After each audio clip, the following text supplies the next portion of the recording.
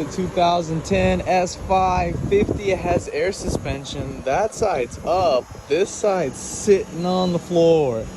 I hear the compressor trying to kick on and I hear air coming out of the shock. So this is a very common problem. These air struts go bad all the time. Already got the replacement. Let me go ahead and take y'all through the process of replacing the shock on this S550.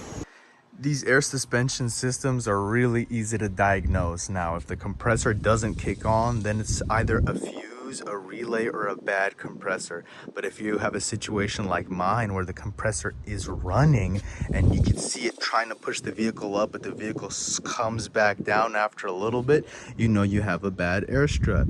Simple. Let's go ahead and take off the rim first. And now we can see this air strut that looks like it has seen better days. First thing I'm gonna do, disconnect this upper control arm bolt. Got the bolt on the floor, 5-pan hammer with the toes out. Let's go ahead and get started. Damn.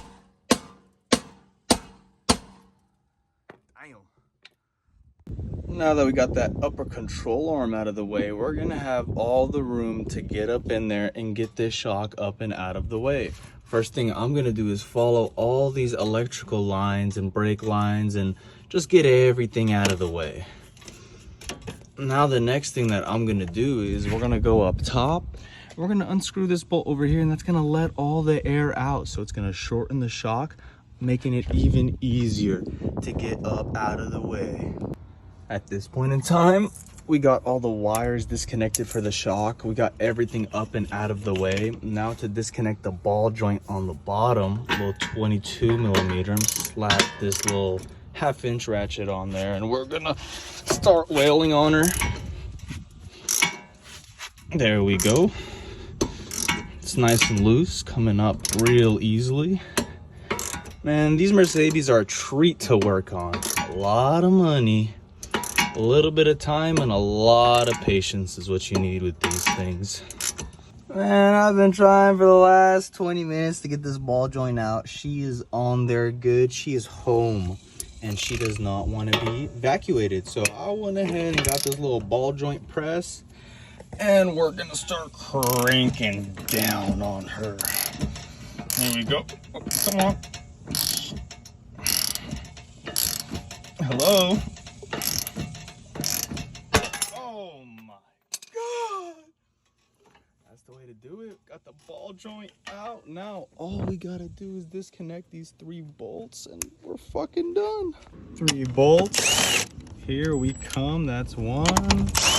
That's 2. I see the shock jiggling about. 1, 2. Let's not lose those. And 3.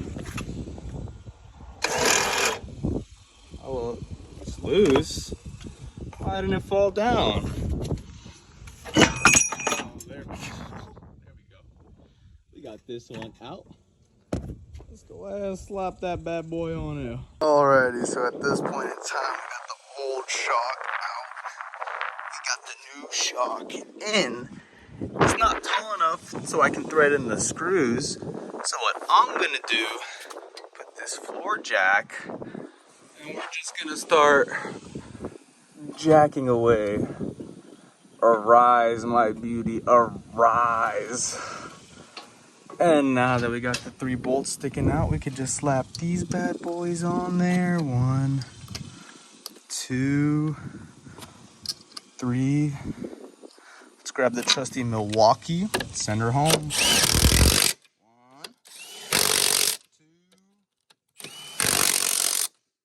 press.